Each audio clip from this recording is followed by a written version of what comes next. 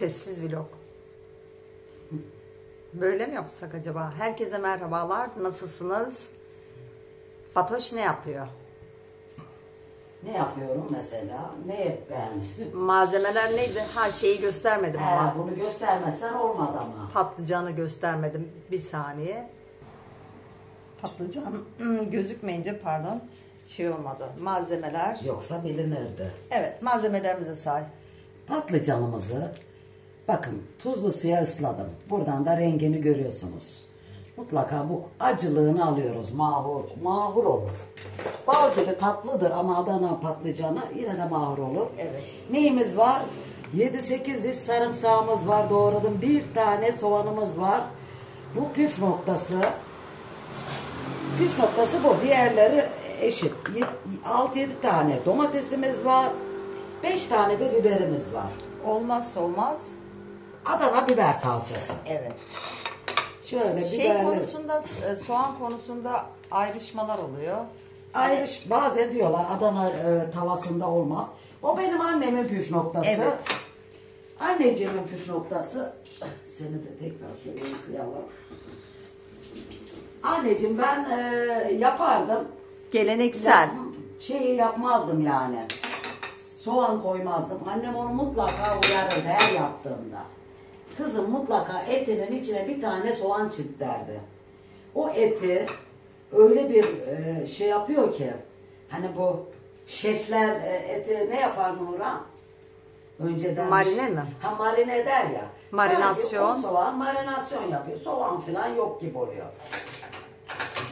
O da onun özelliği. Denemenizi tavsiye ederim. İkisini de yapayım. İkisini de çok lezzetli yapıyorum. Elimden dolayı çok lezzetlidir elim. Evet, kesinlikle. Ben demiyorum, vallahi başkaları diyor. Ya herkes yemek yapar ama el lezzeti başka bir şey. Çünkü öyle bir lafı vardı anneciğimin. Herkes kaşık yapar demiş. Hani eskiden ne yapılır kız? Tahtadan kaşık oyalarmış mecbur kullanmak için. Herkes kaşık yapar da mühim olan o kulpunu ortaya getirmek, denk getirmek dermiş. Tabii o da sanat oluyor aslında. Yemek konusunda da sanat aslında. Seveceksin ha. Hemen ben süzüyorum. Bu yarım saattir, bir saattir tuzlu suda bekliyor. Turşuluk tuz. Onun özelliği. Aslında onu da açıklamak gerekir. O tuz hani iyotlu falan olanlar var ya, ondan da kullananlar var. Aynen olmaz. Olmuyor. Bu tuz olacak. Nasıl turşuyu bu tuzla yapıyoruz? Bak işte Nurhan, suyunu gösterebilirsin. Hemen.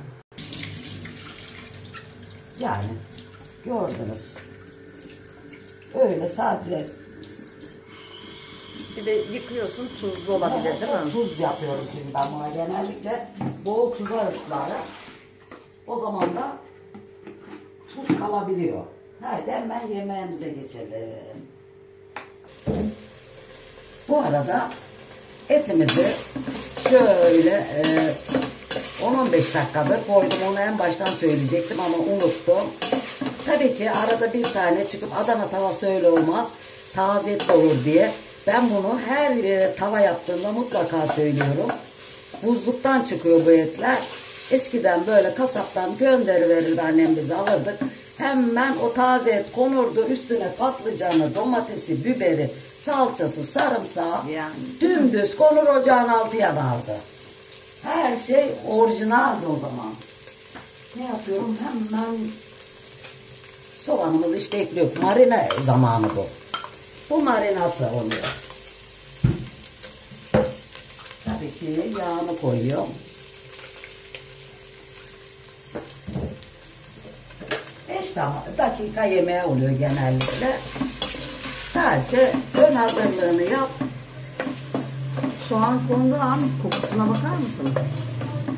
O kokuyu çıkarıyor bak. Çok Müthiş. güzel. O ete farklı bir anlam yüklüyor ya. Eti pek sevmeyenler işte bunu yaptığında görecek aradaki farkı. Çoğu insan fazla eti sevmeyen var. Çok seven var. Bir de ne yemekte sevmeyen var. Sade ye. Evet. Bu arada seni de ama çok özlemişler sesini. Ay, ben sizlerin yorumlarınızı okuyorum. Teşekkür ederim. Benim işim çok fazla. Bir de ben çok sabah Ha, çekiyorum. erken çekiyor. Ben o anda umuyorum. Havalardan dolayı dayanamıyoruz ki. Kaç kere üst değişiyor Nura? Oo, her gün çamaşır, her gün çamaşır yani bitmiyor. Sadece Nura'nın bu bak. Böyle garip ya ortam. Çok nem var çok. Burada iyi mi? Ocağı şey yapalım mı? Hızlı arayayım ben Nura. Hızlı arayayım istersen. Bak orayı sıvadım. Sıvadım değil de ne denir ona? Sıvadık artık biz sıvacıyız. Gibi. Evet. Niye böyle ses yaptı? Evet, silerken şey olmuştur. Burayı Öyle çok güzel işte. yaptım. Fatoş bir de erken kalkıyor herhalde. Onun şeyi de Erken yaptım genelde. Yemeklerde ne kadar rezil yapıyoruz Nurhan sıcakta. kaçarak yapıyoruz değil mi? Bir geliyoruz. Ağlayarak çıktığımız oluyor. Allah'ım gittim ben yandım sen devam et diyen. Bulaşık zaten öyle. Çok korkunç yıkıyoruz. Şöyle salçasını koydum bu arada. Biraz az koydum. Ay Tavada, kokuyu duymanızı isterim yani. Çok güzel. tavada birazcık daha götürür. Şöyle koyuyorum. Tenceremiz niye böyle diyenlere de anlat. Ne var tenceremizde? Simsiyah gözüküyor bak. He bu tabii ki ben ateşte yemek yaptığım için Hiç son, gitmiyor o. son ateşteki gitmedi niyeyse. Gitmiyor. Yıkıyoruz. Normalde ne kadar güzel giderdi Nurhan. Evet. Öbüründe bir şey yok. Demek ki buna denk geliyor. Etimiz misler gibi kavruldu. Kaç dakika? 15-20 dakika kısık ateşte kavurdum onu ben. Şöyle 2,5 kilo patlıcan aldım. Adana patlıcanı. 2,5 kilo gibi değil sanki. Niye? 2 kilo gibi sanki değil mi? Allah Allah. 2 kilo mu aldım acaba? Hani bazen böyle tam tencerenin ağzına göre O yapıyoruz. zaman canım Tam tencereyle aynı poşeti boyutta. doldur alıyordum ya. He. Ne kadar olduğunu bilemiyoruz. Evet patlıcanım ilk defa biraz pahalıya aldım. 50 liralık verdim. 40 mı verdim ya? Kafam karıştı. 20 liradan aldım kilosunu ilk defa. Bayağı Yine zor de oldu iyi benim değil mi? için. Fasulyeye göre iyi. Tabii Yeşil Nurhan fasulyeye fasulye göre. istedi. Değil mi? Bayağı da Evet. fasulye istiyorsun. Şöyle domatesimizi koyduk. Sanat eserine devam ediyoruz. Renklerin dansı. Olmazsa olmaz valla biberle patlıcana gittim ben. Bir de karabiber. Ama karabiberimiz yok deme kız öyle deme. Olmazsa Onu da yapacak bir alacağım şey yok. herhalde. 250 lira bir paket. Bir paket derken Şöyle 250 gram mı? Yarım kilo mu? Herhalde. Valla yarım Kilosu kilo ne kadar olabilir acaba? mi acaba? Yarım kilodur 250'ye. Ama en küçüğü de 50 gram diyor. Onlar daha pahalıya denk geliyor. İşte bu kadar basit.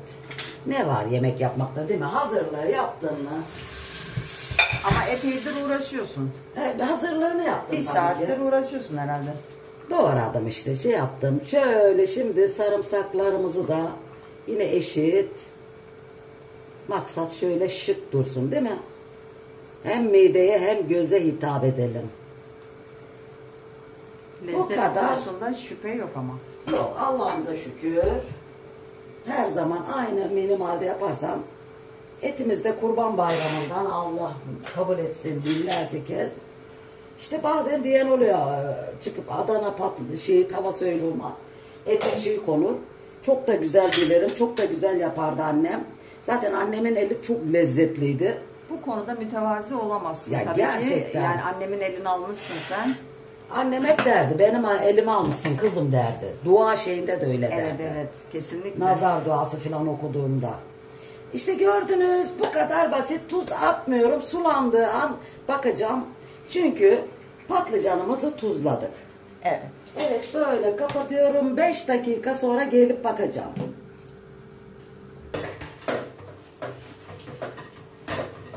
Domatesin kabuklarını da kaynattın mı? Evet kaynattım onu.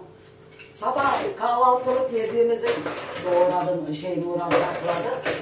Yemekte yapılacak olunca oradan bir domates salçası çıkarız inşallah. Aslında birkaç gündür yapsaydık epey olurdu çünkü attık değil mi kabuklarını? her gün biriktirseydik işte o da anında şey yapacağım. Hepsini kaynatacaksın, ayrı ayrı zor oluyor az olunca. Yemek falan yapınca daha güzel oluyor. Bu sadece benim bulaşıklarım yani. Yerde de var. Ben şunu da alayım, et doğradığımı. Şöyle kalkayım da ışık problemi var. Evet, 5 dakika sonra patlıcanımıza bakalım. Evet. Evet, 10 dakika oldu. Altını kıstık tabii ki kaynayınca. Şöyle bir bakalım. Sulandı mı? Hafiften hafiften.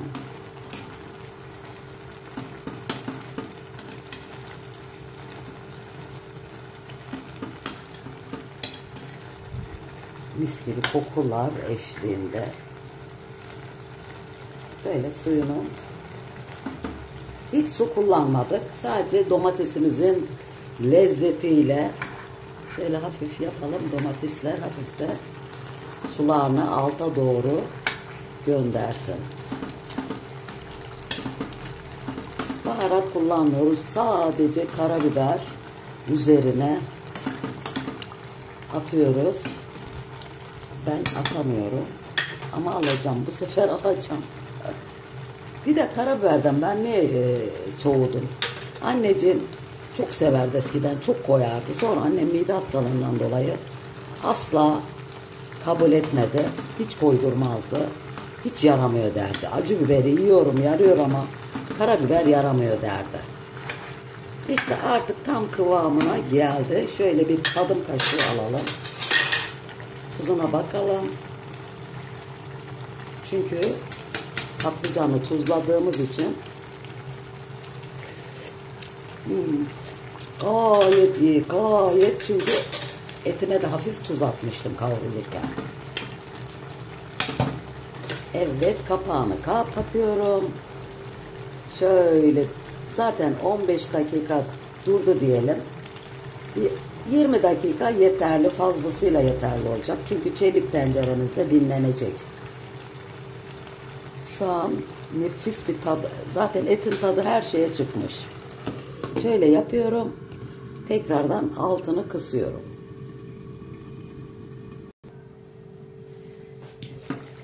Nasıl? Ay, rengine bakar mısınız? Yemeğimiz pişti. Kaç dakikada pişiyor? 35-40 dakikada yeterli. Bakın pamuk gibi oldu. Sadece artık dinlenmeye bırakıyoruz.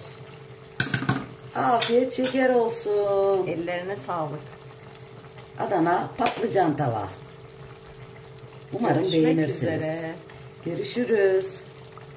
Artık dinlenmeye bırakacağız. Kapağını kapatıp en az 1-2 saat açmazsak o lezzet patlaması görünür. Evet. Hoşça kalın. Dakikada yanlışlık yaptık. 30 dakika. Nuran diyor ki 30 dakika oldu diyor. Benim kafam Patlıcan karıştı. da o kadar çiğ olmaz. Çünkü etimiz kavruldu mis gibi. Patlıcan yumuşacık bir madde. 30 dakika tamamen pişti. Artık kapatıyoruz. Bizde yanlış bilgi yok. Evet. Haydi görüşürüz. Görüşmek üzere. Hoşça kalın.